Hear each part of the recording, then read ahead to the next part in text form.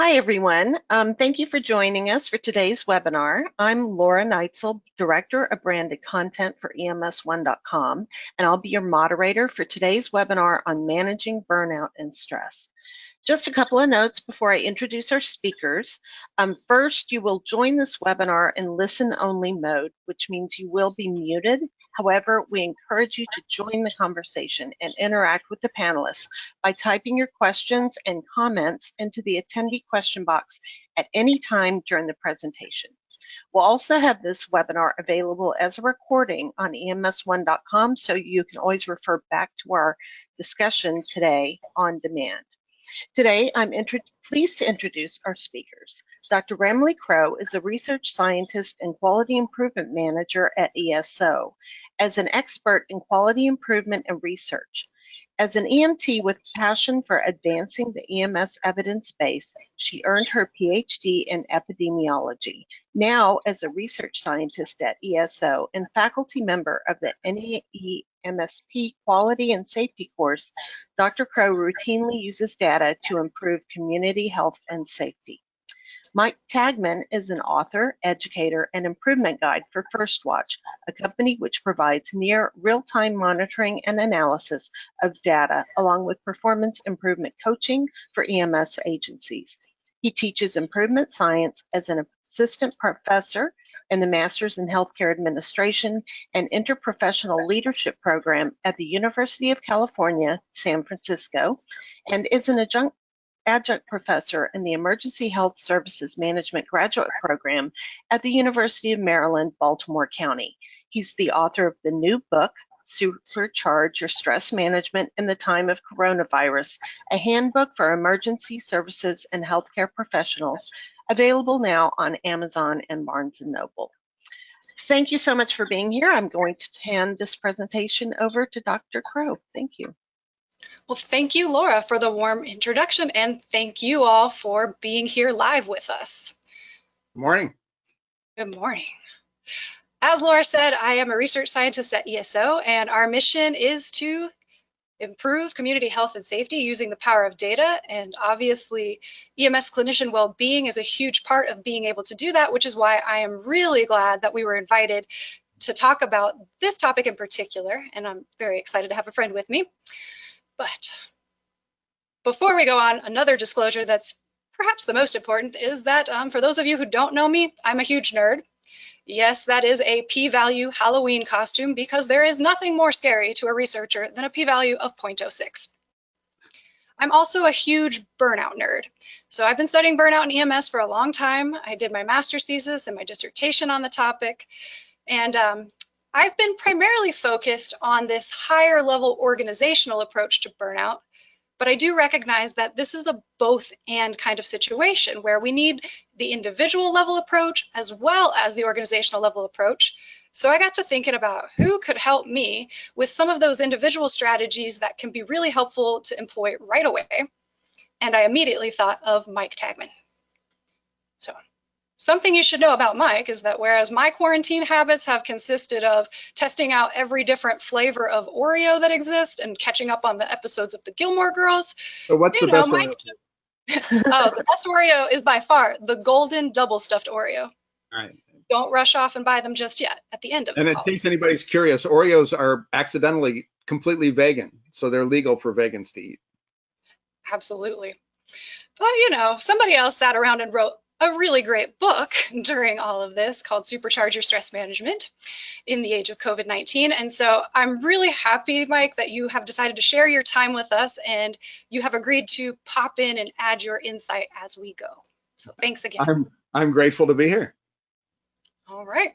Well, and for the audience, if that gives you any clue, we are going to be bouncing around a little bit and this should be a discussion. So we do want to invite you to comment through that question feature and we will be bringing that in as we go.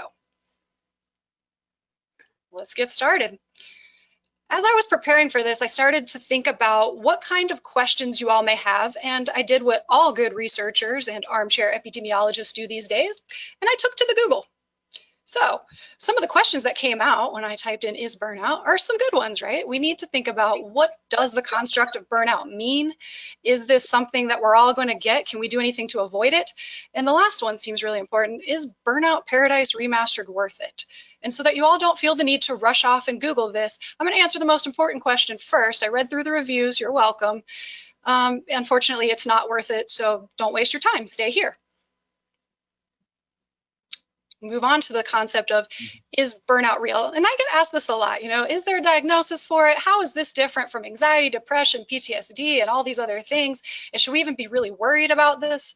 But before I go into my thoughts on the matter, I'm going to turn it over to Mike and let you tell us a little bit about this slide.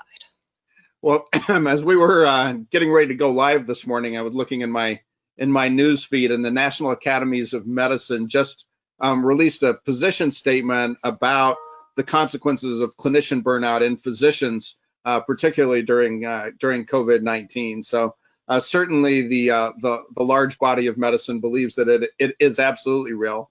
And in the path of life, if you're driving down the road, as shown in this slide here, resilience is kind of those things that you do to build up your strength, your emotional, your psychological, your physical strength, so that you're unlikely to get burnout. So it's, sleeping well, eating nutritiously, even including Oreos, getting some exercise, those kinds of basics.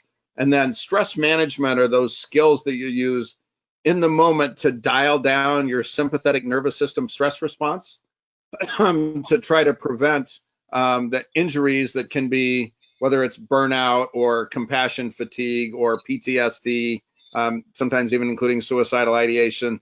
And there's a bunch of, therapies, EMDR, prolonged exposure therapy, cognitive behavioral therapy that have all been shown to be helpful if you end up in burnout. So part of our conversation today is understanding how it works, strategies for preventing it, and then maybe a little bit about what to do if you find yourself with it.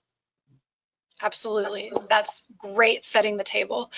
And so back to the question at hand on what exactly is burnout. When we talk about the actual definition, we all kind of get a feeling for what burnout is, what it looks like. Maybe we could recognize somebody experiencing burnout. But I found it fascinating. When I was doing my dissertation, I found hundreds of different definitions of burnout. But they all did have a couple of key elements in common, and that was this idea of extreme emotional and physical exhaustion. And the key distinguishing feature is that the individual experiencing it attributes that extreme emotional and physical exhaustion directly to one's work. So that's what kind of separates it from some of these other mental health conditions. And the one other thing that I see a lot when I look at the definitions is disengagement, right? That aspect of just, I have no F's left to give, right? I'm just disengaged. All out of F's. This is correct. Yeah, so the opposite of burnout is often measured as disengagement, or measured as engagement, rather. And there are some scales for that as well, which leads us nicely into exactly how do we even measure burnout? Is this something that is on a spectrum, and what can we do to see where we're at? So there are quite a few different ways of measuring burnout, but this is perhaps one of my favorite. I stole this slide from my friend Tyler Christofoli, who some of you probably know from his podcast. And of course, Mike's son Axe helped us out with the lower end of that scale with his very, very relaxed face. But, perhaps this FACES scale is a little bit subjective, and there are several validated inventories that are often used. The most commonly used is actually called the Maslach Burnout Inventory, which consists of 3 different subscales. Talked about, there's kind of different varieties of burnout, but the 3 subscales of that widely used inventory are emotional exhaustion, cynicism or depersonalization, and then personal efficacy. But let me tell you, I did not use the Maslach Burnout Inventory in my research. Why? Because I like to be an oddball? Yeah, but also because the Maslach Burnout Inventory has a cost associated with administering it, and I wanted to make sure that whatever kind of research I was doing would be repeatable and that we could use it in EMS freely. And so I found a different scale that also reflects that core construct of emotional and physical exhaustion called the Copenhagen Burnout Inventory. And this was developed with public funds, so it is freely available. You can Google it and get the items and the scoring and all of that. It has really little to do with how much Copenhagen you use, although I can't say that that's been studied. There could be a correlation. Instead, the name actually comes from Denmark, and which is located right next to the birthplace of my favorite store, IKEA. And it consists of 3 different scales. So there's the personal burnout, work-related burnout, and patient-related burnout. And they're all very different in what the individual is attributing the cause to be. So for this talk, we're primarily focusing on the work-related subscale of this larger scale. And that consists of 7 different items. It's on a 5-point scale, and they ask you to think back over the last 4 weeks. How often did you, and the items read something like, did you feel tired? Did you feel physically exhausted, emotionally exhausted, worn out? Did you think to yourself, I can't take it anymore? Did you feel weak and susceptible to illness? And then there's one of my favorite items because it's reverse scored, and it says, did you have enough time for family and friends during leisure time? So for those research nerds out there, why is it important to have a reverse scored item? Well, it helps you pick out when the person is just going down and picking all A or all D. And so this is a great scale. There is a cut point. Each answer choice is assigned a point value. There is a cut point at 50. And of course, that's a little bit arbitrary. It doesn't mean that somebody at 49 is not burned out and then somebody at 50 is instantly burned out. Oh dear. Because we know that burnout is on a continuum and there are degrees of severity to it. However, we use that cut point to help us be able to identify things like predictors of burnout or look at conditions that are associated with burnout. So for apples to apples comparisons across studies, this is really helpful. Now that's a great tool, but perhaps we can't go around administering the inventory to everybody all the time and scoring it up. So how can we recognize burnout in ourselves and others? And that was one of the questions we received in those items that you all sent in. I think it's a great question. And so what does burnout really look like? Now, Mike mentioned one of the big ones, disengagement. For sure, the individual is no longer interested in work activities or even some activities in life. Another big one, and perhaps we've seen this, is the apathy or over-complaining. How dare that sky be so blue or that burger be so delicious? Everything is awful. When we get into cynicism and skepticism, which, as you remember, the Maslow burnout inventory measures cynicism as a separate component of the scale, but truly this is one of the underlying symptoms of burnout that we should be paying attention to. And cynicism and skepticism look very similar, but they're actually different, right? Skepticism is where you're not sure that's true and you're curious about it. Cynicism is where you just dismiss things out of hand. And certainly with COVID, any of you that are on social media, particularly on Facebook or Twitter, have seen issues around mask use and whether schools should be opening or not or whatever. And there are a large number of people who've gotten to the place where it seems like they're burned out on the whole concept of COVID, even though the virus isn't necessarily burned out on attacking people.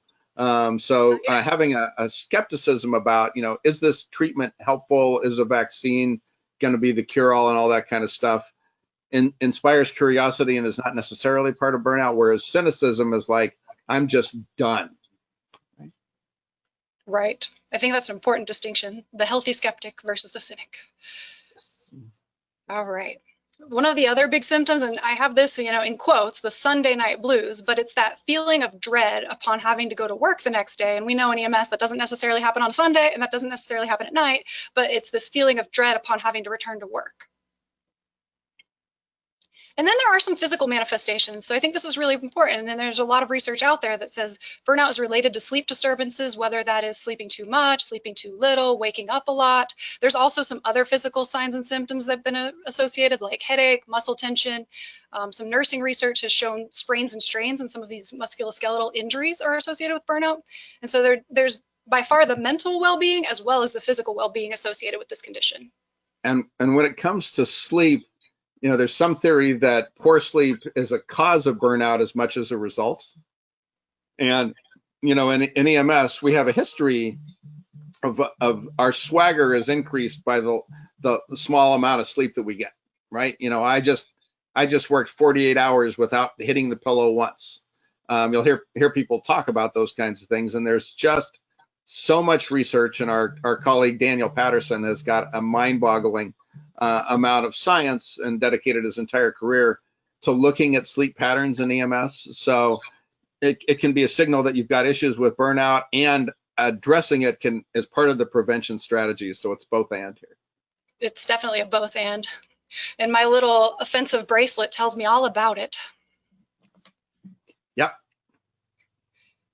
All right, now that we've talked about what it looks like, we've talked about how to measure it. Something else that's probably on your mind is, well, how common is this? Is it something that happens to everyone? Well, there is a study for that, not surprisingly. We looked at a random sample of more than 2,500 EMS professionals with national EMS certification, and we administered the Copenhagen burnout inventory to quantify burnout. And it's probably not a surprise to you all that we found differences by provider level.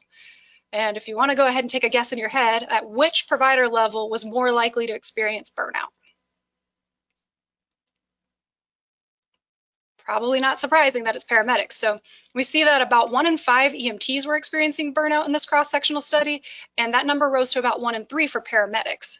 So I'm sure those of you who are in the field can think of a lot of reasons why that might be, and we're going to get to some of those driving factors behind burnout, and it'll become clear later on in this. But another question that, go ahead.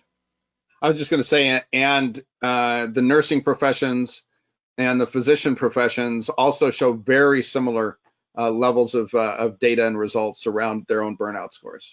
You just read my mind, because the next question that always comes up is, well, how does EMS compare to everyone else? Are we more burned out? Yeah.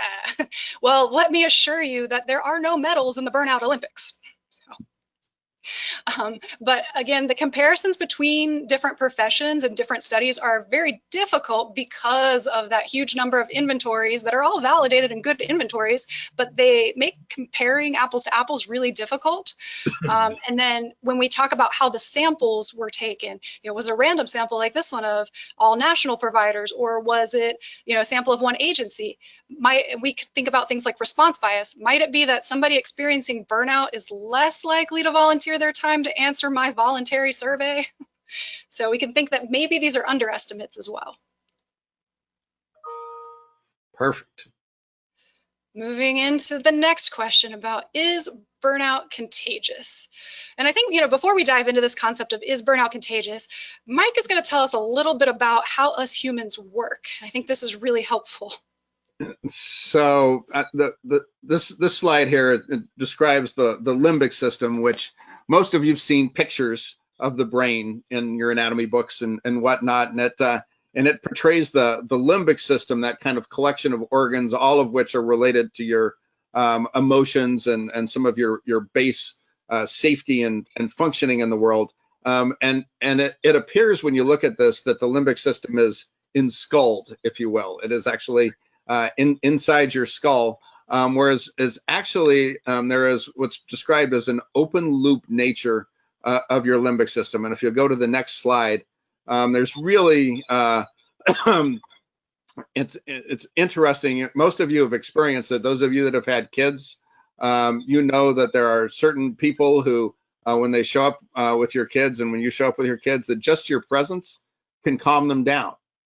And those of you that are have worked on the streets and dealt with psych patients, you know that there are some people who psych patients immediately want to fight, and others that psych patients kind of dial down and relax around.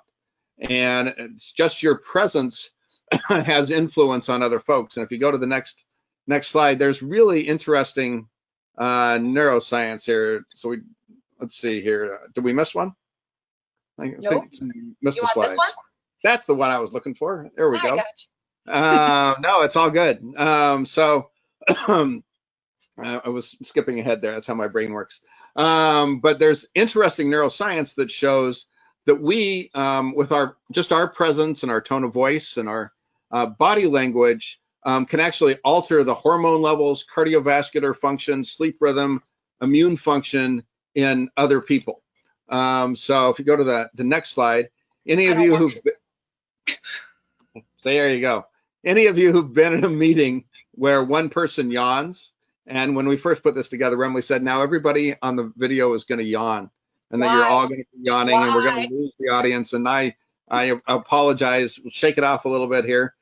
But you know how when one person yawns, pretty soon 2 people yawn, and then 3 or 4 people yawn, and you go to the next slide.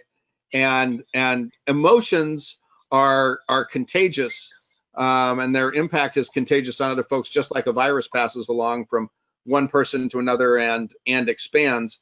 And hierarchies matter when it comes to the level of contagion around emotions. So if you're a supervisor, your emotions are more contagious than your frontline folks. If you're a parent, your emotions are more contagious than your kids' emotions. So if you go to the next slide, the way to think about it, particularly if you're a leader in your organization, and we're all leaders in EMS at some level, even if you're just leading a family through an emergency in their living room. The way to think about it is you're like in the front car of the roller coaster, and everybody who's in the cars behind you gets to go on the emotional ride that you take them on.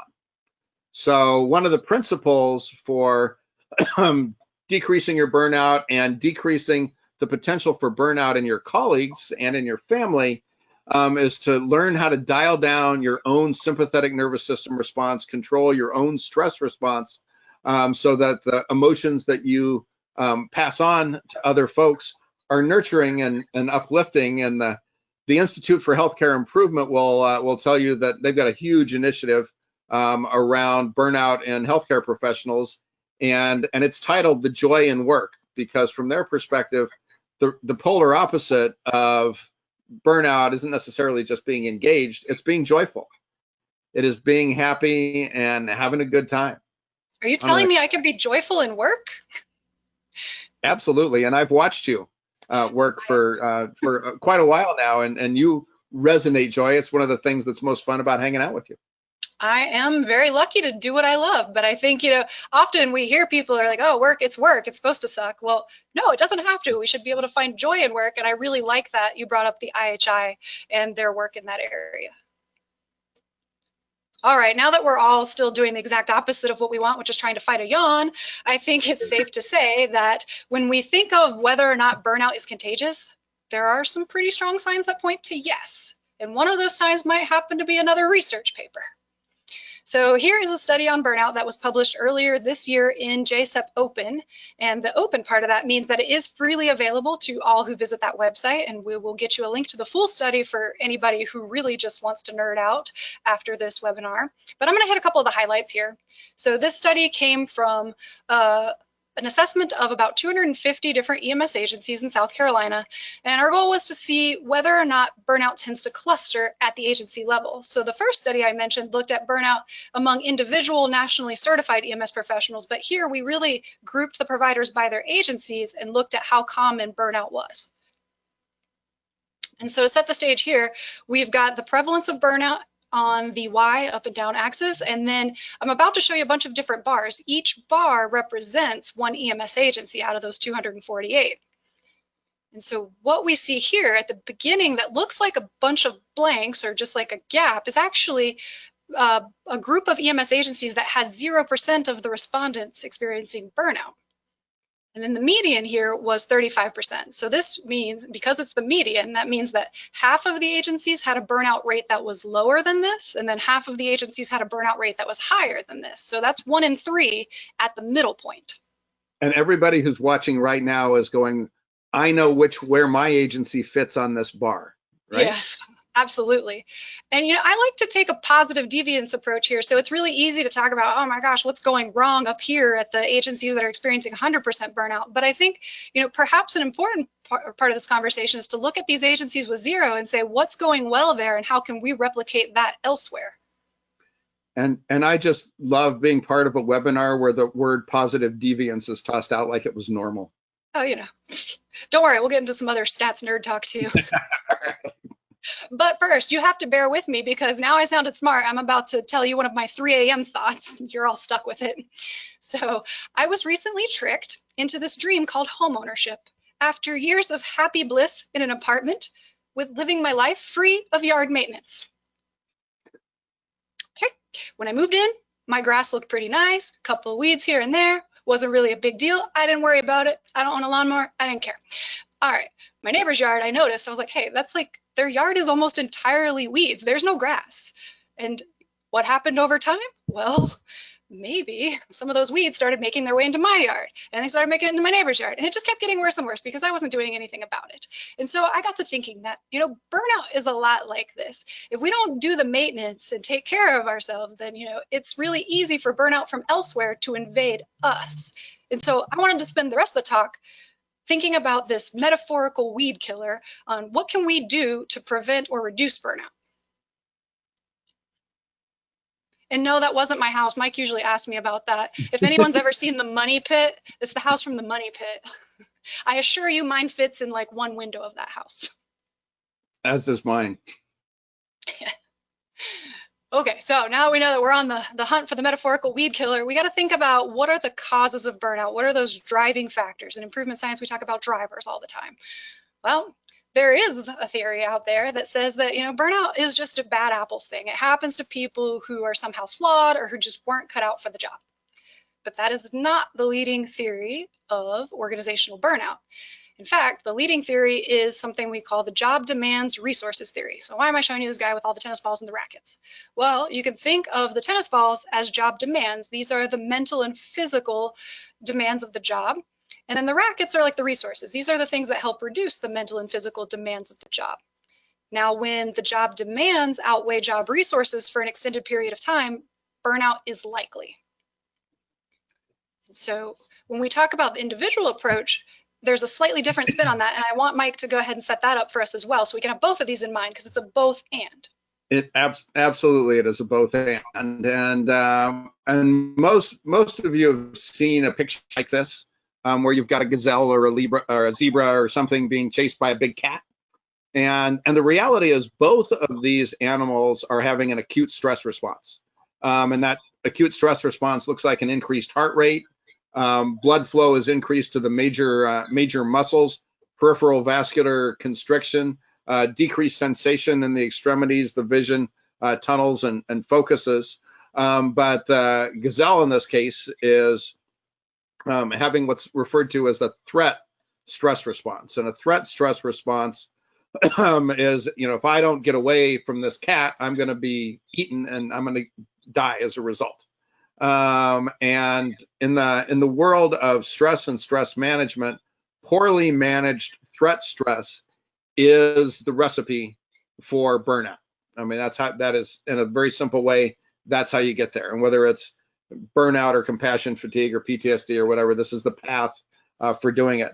The cat, on the other hand, is also having a stress response, increased heart rate, tunnel vision, and it's for a similar reason. It's a survival-based mechanism, in that the cat's got to get dinner. If the cat doesn't eat, the cat doesn't survive. But the particular type of stress the cat is experiencing is referred to as challenge stress, and it's experienced more as excitement, and whereas the gazelles is experienced more as fear. So one of the strategies for stress management and burnout prevention is to catch yourself when you're feeling fear, and just play a little mental game with yourself and go, is it possible that I'm feeling excited?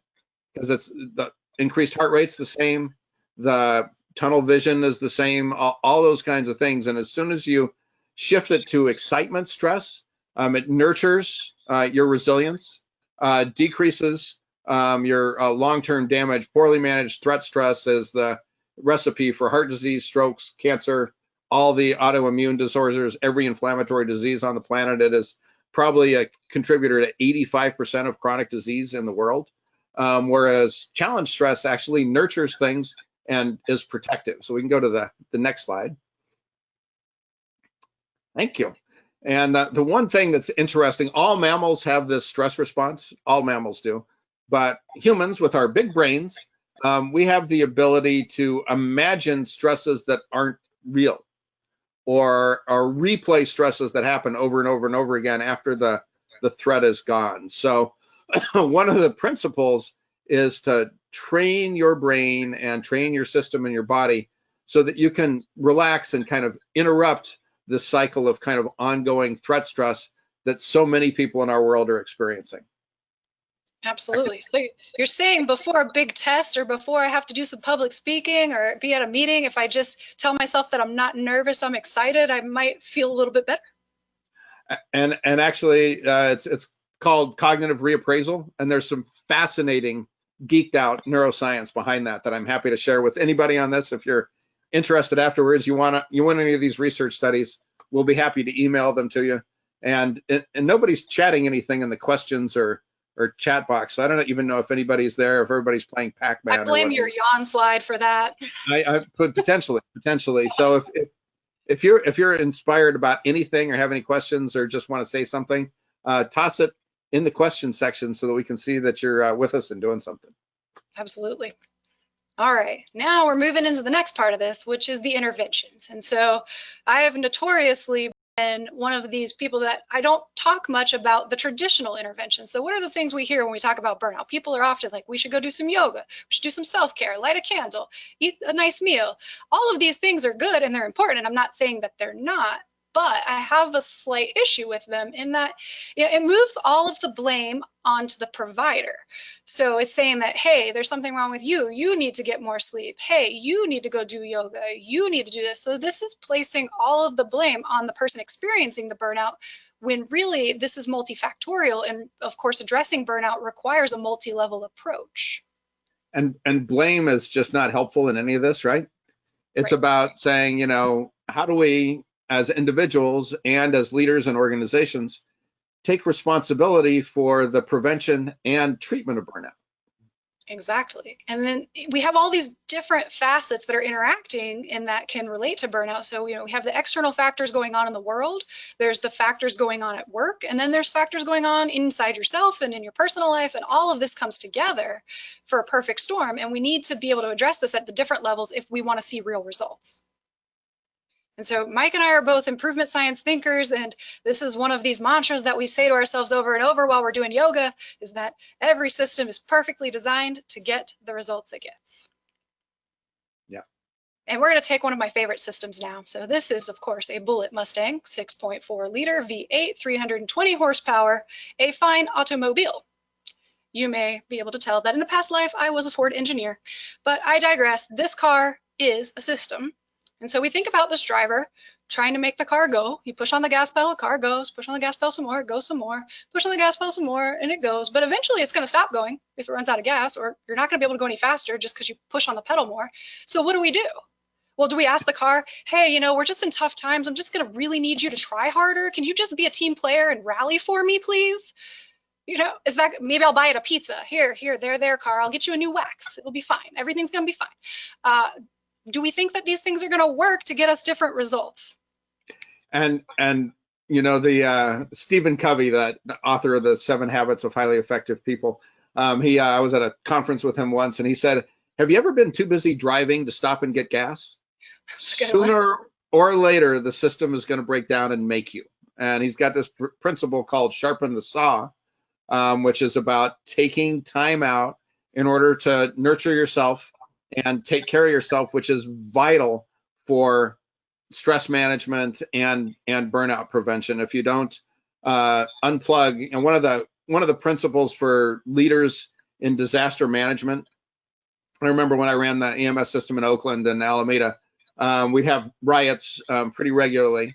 And when they were going to be long involved ones, at the very beginning, when we were first getting our teams embedded with law enforcement, doing all of that kind of stuff, one of the first things we did is plan for relief of our troops so that we could get people who were starting off duty after a reasonable period of time, so they weren't doing a 36-hour crazy shift or anything like that.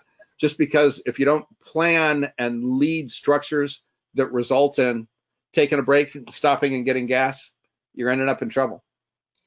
Absolutely.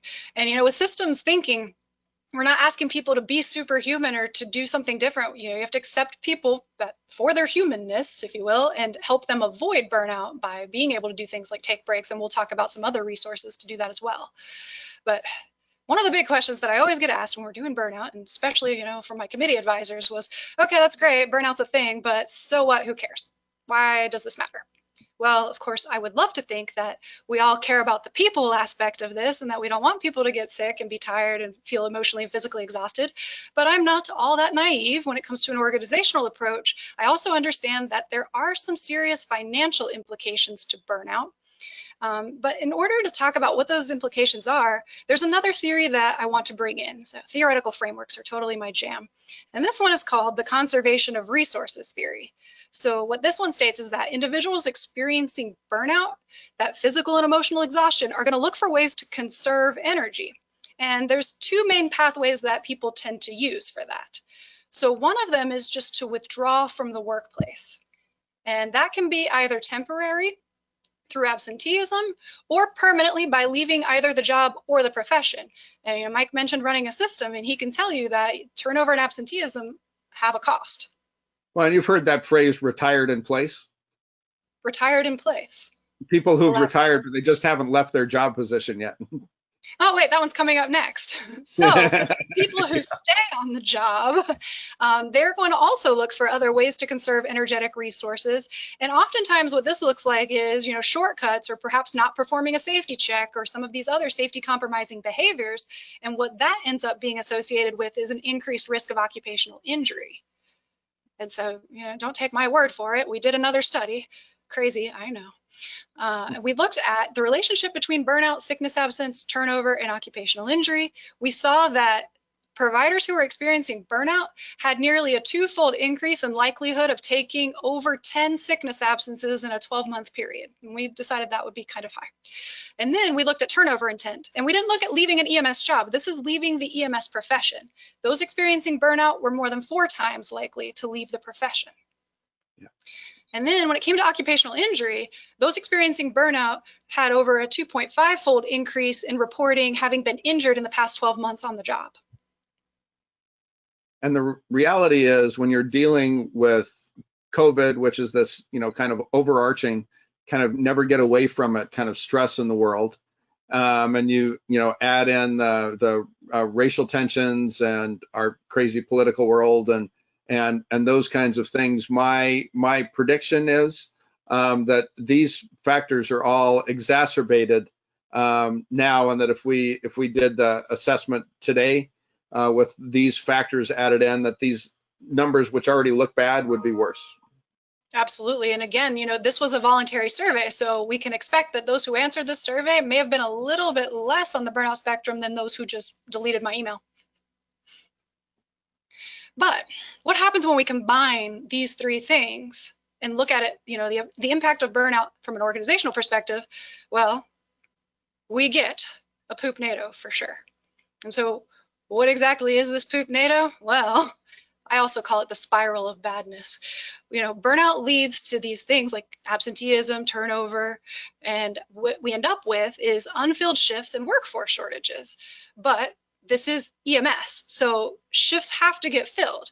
And so things like mandatory overtime come into play, or even if it's not mandatory, others are left picking up additional job demands. So that's increasing the demands on the existing workforce, which could lead to more burnout. And then that spiral sets right back into motion. Well, and those of you that are in leadership positions who are on this webinar, particularly people who run clinicals and educators for primary education, one of the things that happened right at the beginning of COVID is that hospitals and ambulance services, they shut down all their student clinical hours because they didn't want to risk exposing too many people to COVID and those kinds of things. And with a lot of the schools and their labs going distant, it has delayed graduation and caused some challenges. And as people who are kind of more toward the end of their career, who can pull an early retirement and with all this craziness may want to do more of that, and our supply chain being lessened because of we haven't adapted to the structures of being able to train and educate and build a workforce in the age of a pandemic, we are setting ourselves up for this framework to be significantly worse this fall and next winter and next spring. So if you're a leader and you're not thinking about this right now, now's the time to get your data together, pay attention, work with your primary education institutions to make sure your pipeline is still filled to help take care of this stuff for folks. Absolutely. Now, what I'm hearing is a bunch of doom and gloom, but I want to take us on another path here, talk about, well, can we fix this? And maybe even the better question that gets absolutely no glory, can we prevent it? And so I I think our answers are yes. And again, we're going to talk about, the organizational level as well as individual approaches to preventing and mitigating burnout when it does happen. So starting with leadership actions. Back to our guy, our tennis player. He has job demands are overwhelming his job resources. He's likely to experience burnout. But now, we want to spend a little bit of time highlighting a few job demands in particular that matter to EMS. So first up is time pressure, and this sounds really goofy since we are emergency medical services, right? However, the way that we asked the question on this survey was, how often do you have to hurry between calls because you have too much work to do?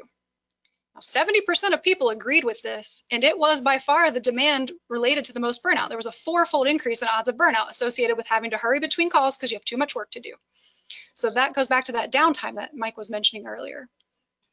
And it's a challenge. And when you talk to people on the things that take up their time demands, a lot of times it's not actual patient care. It is time demands for completing an electronic medical record and Cleaning. Electronic. The design of electronic medical records, the interface, the amount of data that you require, the force fields that are included, those all have impacts on people's stress levels. So when you talk about time pressures and kind of how it's interacted with, the way it shows up a lot of times is a supervisor will show up at a hospital trying to chase crews out of the emergency department, right? And there's number of different ways you can do that. You can show up and be let's go, folks. There's lives to be saved out there, and really put the pressure on to get folks. Or you can show up and say, I know you're swamped and we're busy. I want to help you get back in service. I'm going to clean your stretcher. I'm going to repack your kit. Can I go get the insurance information from the patient so you can finish filling out your medical record, and really facilitate people and kind of join them in helping do that. That the stress and experience of that for frontline folks is very different from something with the same intent. And that just came up in the Eagles webinar this week, where some medical directors and supervisors were taking the time to go help clean the ambulances and give the providers a small break. And something that seems like, oh, that's really simple and easy, can really make a big impact when we're experiencing these times of serious acute stress. So another job demand is posting in an emergency vehicle. So all of us are EMS on this call, I'm guessing we know what that means, but being in an ambulance versus being stationed at a base where you have access to food and a bathroom and those kinds of things. Now, frequently posting was reported by about 1 in 4 EMS professionals, and it was associated with a 2-fold increase in burnout. And that's closely related, obviously, to these aspects of the physical environment. And we looked at things like having a place to sleep, having a place to shower, eat, work out, and all of these individual factors of the physical environment were not having them was associated with a 2 to 3-fold increase in burnout. And of course, there are other job demands, but these were, a couple of the big ones. And in some systems where they don't have the resources to be able to be as station based, or the schedules aren't set up to be able to do that, you can take your systems and design them so that they're more friendly when you are doing street corner posting. So I've worked with services that provided color televisions for crews that they could watch when the vehicle is in park, spending extra money to get really well designed custom seats in the front of the ambulance for posting, providing snacks, coffee pots, coolers, and those kinds of things for folks in their rigs to make their mobile office a bit more comfortable. Right, and even better if you can elicit the support from those who are living this, because supportive environment is actually one of the job resources that I haven't highlighted here, but it's definitely one that makes a difference, having your input heard and acted on. So, I think with what Mike is saying, there's some ways that we can get creative when we don't necessarily have more funds or more, resources. We could look at some of these non-tangible things as ways to reduce burnout. And so specifically talking about job resources, of course, pay and benefits is an important job resource, and I know I won't get out of this presentation without acknowledging that it exists. However, it's also worth mentioning that there's a curve on pay and benefits and incentives that at some point, throwing additional pay or an incentive won't increase satisfaction or joy. So it's important to look at, and this is one of the ones that's not always as modifiable, but still something that we should be very conscious of. Now, I want us to think outside the box as well. What are these intangible things that are less obvious job resources that we might be able to change? Well, one of the biggest ones that came out in this study was respect. Sounds simple. There's another study published in PEC about incivility. And so incivility is just this, it's a range of behaviors that can come from teasing or joking to outright bullying or harassment. There's a scale on that. But the takeaway from this paper is what could be considered this harmless firehouse banter may not actually be harmless. There was a 5-fold increase in odds of stress for those who reported experiencing incivility at work. And that was also associated with over a 3-fold increase in odds of leaving EMS. And there is, one, if you're going to look for just kind of one thing to do an inventory in your culture, look for things that inspire shame. So things that have the potential to inspire shame when you look at a lot of things related to stress in the workplace and in the culture, whether it's jokes or positions or sarcasm or whatever it happens to be, things that cause shame, discipline that causes shame and whatnot, are all pretty toxic and pretty harmful, and very commonly associated with suicidal behavior when they look backwards at people who have suicided. So really kind of working to remove that from your interaction style and your organization is huge. Absolutely. Another part, and this is also part of organizational culture, is clinical performance feedback. So Mike, how many people do you think reported receiving feedback from their supervisor in the past 30 days of this survey? What proportion? I would guess not very many, and I love that. I think that looks like Jeff Jarvis on the side of the milk carton. Shh, it is. It's a secret. It's a secret. That's the milk carton medical director. He's a good medical director. He gives feedback all the time, more than anybody I've ever seen. Which is why it's funny that I used his face. He's my hero medical director, yes. Mine as well. Yes, so it was 60% reported receiving feedback from their supervisor, but it wasn't quantified like what kind of feedback and how useful. But when we get to medical directors, only about 1 in 3 reported having heard from their medical director in the past 30 days. But something that's worth mentioning is having received any of this feedback was associated with, cutting the odds of burnout in half. So this was a huge thing. Just a little bit of feedback can go a long way. And there's research in the hospital setting that says medical director walk-rounds make a difference. So there's reason to believe that this kind of a thing could have an effect in EMS as well, getting that milk carton medical director into the station, or, we can get creative these days with the technology. What we're doing right now is a prime example, but thinking of ways to get the medical director involved in clinical feedback is huge.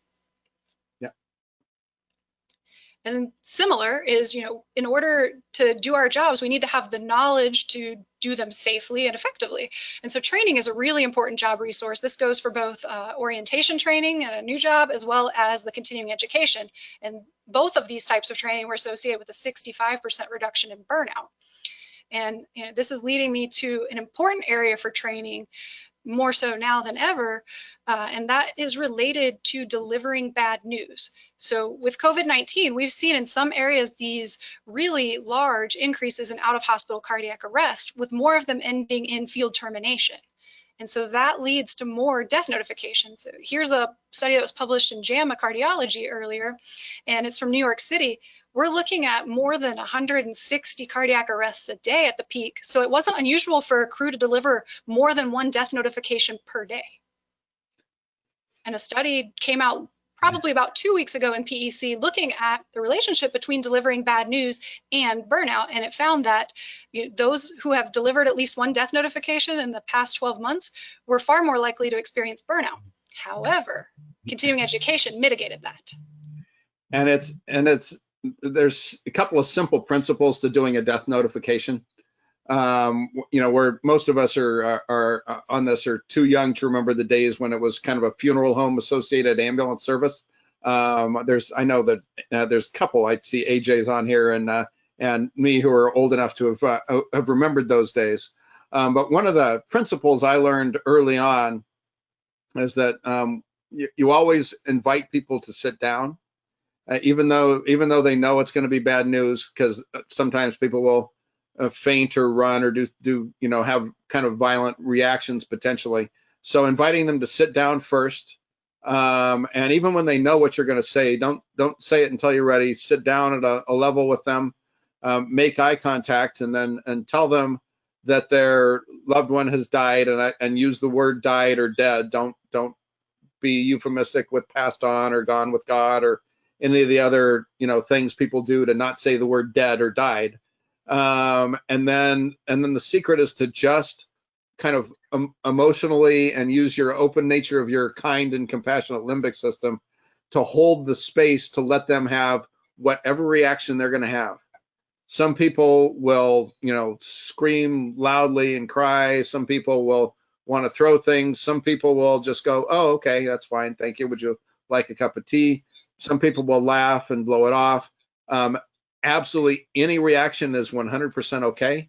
Your job is just to kind of hold a space to let them get through their kind of initial reaction before you end up turning that process over to whoever else you're going to turn it over to. Those few little principles really help when you're actually doing a death notification. Oh, I thank you for that. I think those are so important. And, in this survey, we found out that most people are not getting continuing education this topic. It's about 50% of those that answered this survey. So there's a huge opportunity there. So we talk about putting this all together, job resources and job demands. Of course, I've got another graph for you. We're going to start with, on the y-axis, we've got demands ranging from low to high, which green to red, and then we've got our job resources ranging from low to high, and then we have these 4 different quadrants. So obviously the ideal quadrant is green-green, where we have low job demands and high job resources.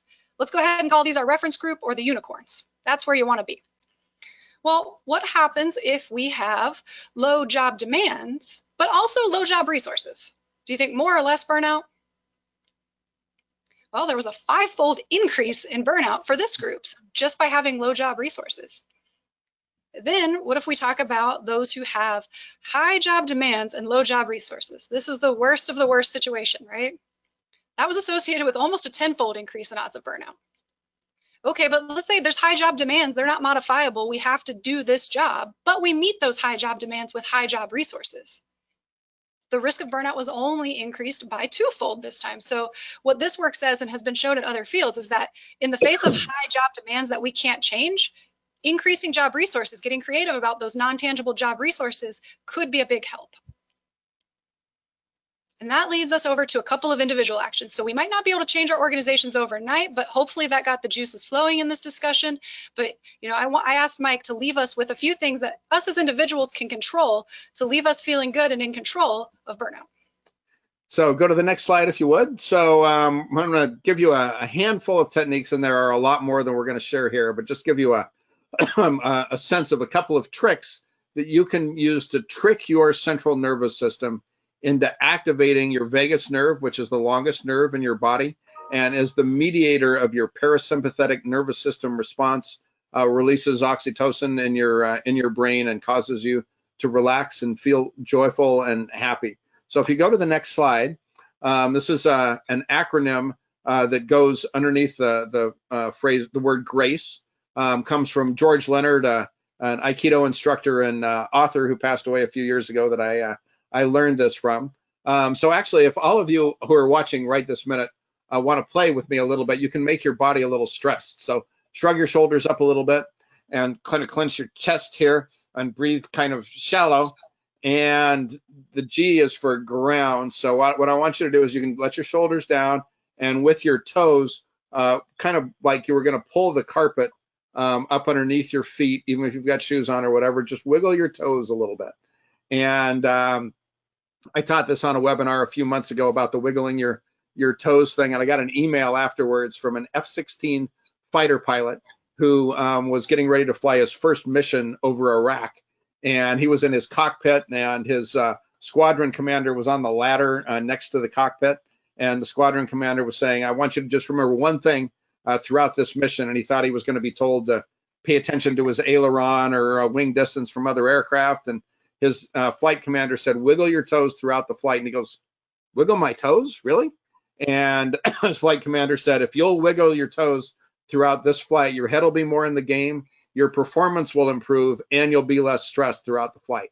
And he said it worked out really well for him. And then I was sharing that story. I was teaching stress management to the faculty of obstetrics and gynecology for the University of Pennsylvania, one of the world's premier reproductive medicine centers. I got a whole group full of physicians on a Zoom and told them that story. And they said, you know, before we do uncomfortable gynecologic procedures with patients, we tell them to wiggle their toes throughout it, which will decrease their suffering and stress throughout the process. It works well.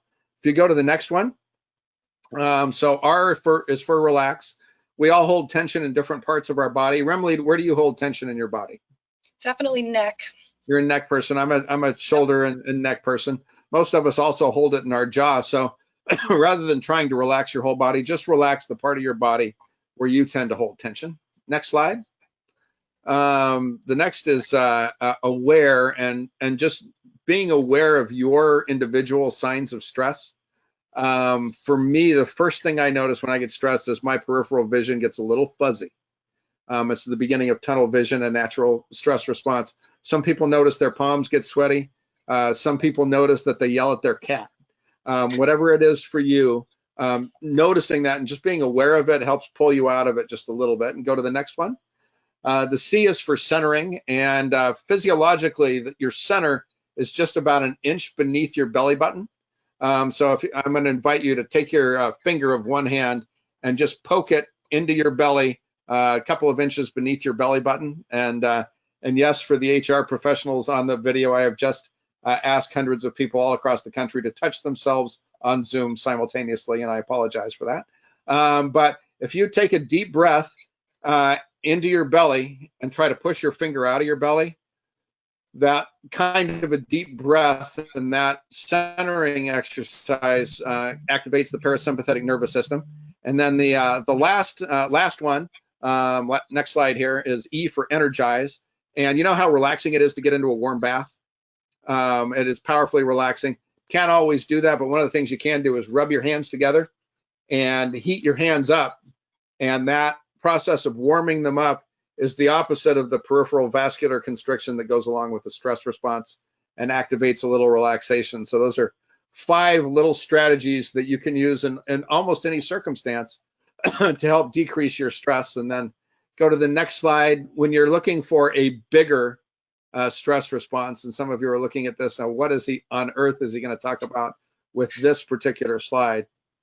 And this comes from Dr. Bruce Perry, MD, PhD, one of the world's leading experts on particularly childhood stress and trauma. And I was in a workshop with him a couple of months ago, and he said, you know, the time where we are most relaxed, most at peace, and most centered in our lives is before we're born. When we're inside our mother's womb, we are warm, we are surrounded by liquid, we are constantly soothed by the vibration and the sound of our mother's heartbeat. And he said, you can reactivate that sense by going to the next slide there. Drawing a warm bath, dimming the lights. If you're a candle person, you can put some candles around.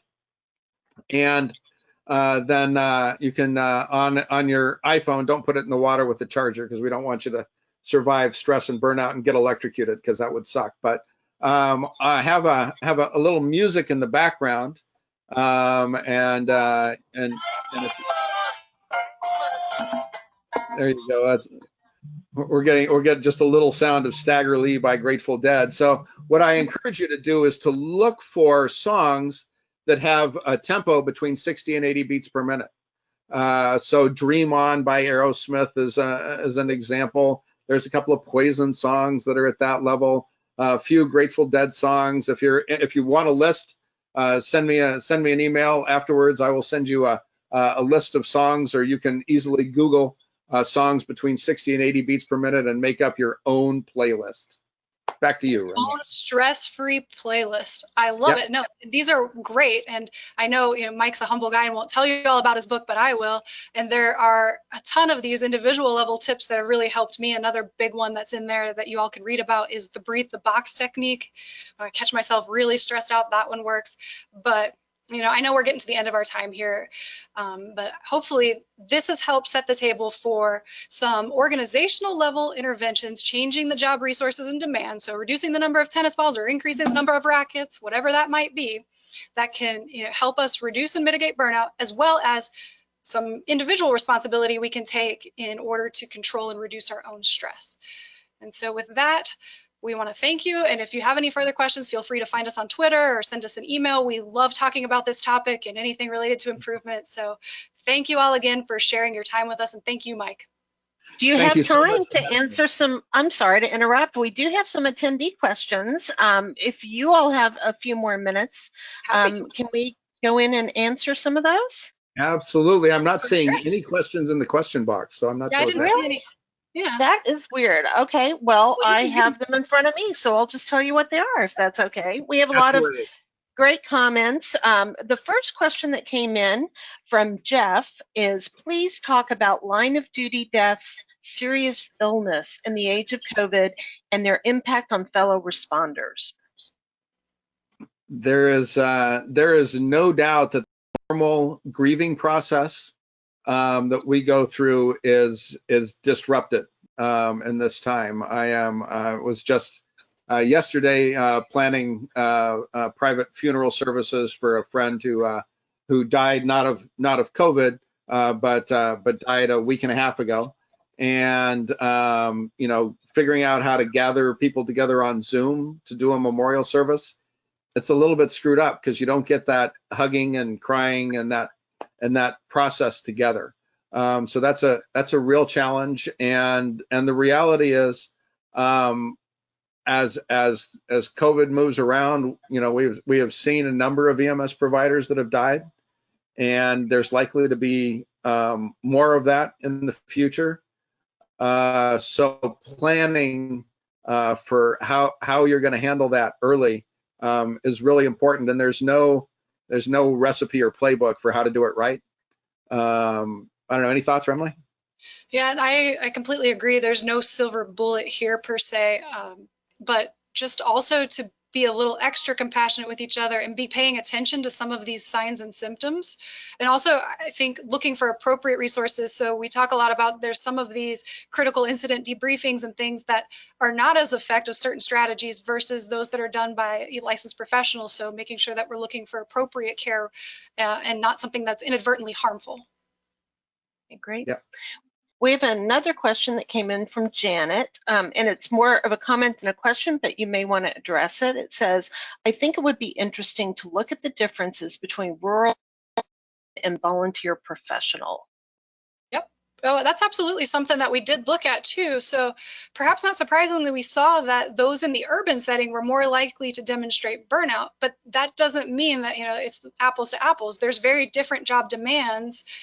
There's some research that says that sitting all day and then going on that quick burst of a call can cause stress and burnout as well. So it's definitely worth stratifying the analysis that way. And in some of the full papers that I showed, we do take that sub look at rural or volunteer providers. Okay. And there's no doubt that rural volunteerism is a challenge on all different kinds of levels. And we've got a good friend that runs the state EMS system in Wyoming, Andy Gienap, and he regularly is talking about that a lot of communities, the people who have been volunteering for a long time are getting old enough that they can't really do it anymore. And there aren't young people who are stepping up and interested in volunteering from that perspective. So from a policy level, I think it's time for us to step up and think of EMS as an essential resource, the same way we do with public works and law enforcement and those kinds of things, and make those transitions, because the challenges of maintaining your competency and maintaining a volunteer workforce they're getting harder, not easier. Right. And then related to that, other attendees have asked, again, differences between public versus private agency, as well as an agency size and or run volume. Very good question. And we did look at some of these things. So when it comes to agency type, we did see differences between private, fire-based, hospital-based.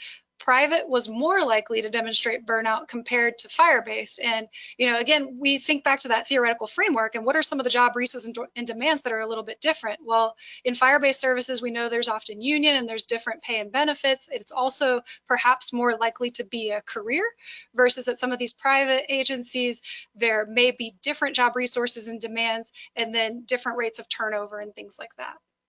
And then as far as to answer the call volume question, surprisingly, call volume and the shift were not as related to burnout as some of these other things that we've highlighted in this presentation, the things like time pressure and the aspects of the physical environment. So that says that, the traditional things that we think of might not be the only ones driving burnout and that we do need to think outside of that. Great. And we got several questions more or less on the theme of we on the first, the frontline responders get this. How do we get leadership to understand this and do something about it? So you can email them the link to this video, yep. and then invite them to a virtual coffee after they've watched it. And as one strategy, and we certainly, there is a lot of conversation around needing to increase leadership competency, and certainly in the rest of the healthcare world and in many EMS leadership circles, this is a very active, alive conversation. And sometimes it's related to the Benjamins, as Remley talked about. But one of the things that I know Remley and I are willing to do is if you've got leaders in your organization and you want to set up a Zoom chat just with us, we are happy to do whatever we can to try to wake up folks in your organization's leadership system to help with some of this stuff. Most of what we're recommending can be done without costing dollars, and it'll actually save you money if you do it right. Absolutely. And, sometimes having that peer-reviewed research available also can help be a persuading force. And we're definitely including that in the post-webinar email. And again, that article is freely available at JSEP Open, which was something that was really important to me publishing that dissertation work, is so that, any EMS agency can access that and use it as just an additional resource to help push that cause. Great. And there are a couple more, but if anyone has submitted a question that we don't get to, the panelists will receive a copy of that and can respond. So don't fear if you don't get your question answered right now. One person did ask, what is the name of that book again? So Mike, if you'll answer that. It is Supercharge Your Stress Management in the Age of COVID-19. And in the post, there you go. In the post webinar, we'll have a link. If you go to combatcovidstress.com, there's a number of different ways you can order it. You can order it in bulk, and if you don't have enough money to buy one, send me an email. I'll send you a Kindle version. I'll buy it for you. I want people to get the word out. So. Okay, great. Just a few reminders that this webinar recording will be available if you want to watch it again. It'll be available on ems1.com later this afternoon, and you can share it with your managers and your peers as well. I think that covers most of the questions. So any parting thoughts from Remley or Mike? Nope, I just hope that this is, the beginning of a conversation and not the end. So please help us keep it going. We're both avid tweeters. We're happy to continue talking about this. And the only message I've got is that burnout is not inevitable. It is preventable and it is treatable. And you do not need to suffer from it, and neither do the people you work with. It can be taken care of. Thank you very much. This has been a really valuable presentation, and thank you to all the attendees for your attention, and enjoy the rest of your day. And this webinar is going to sign off now. Thank you. Thank you.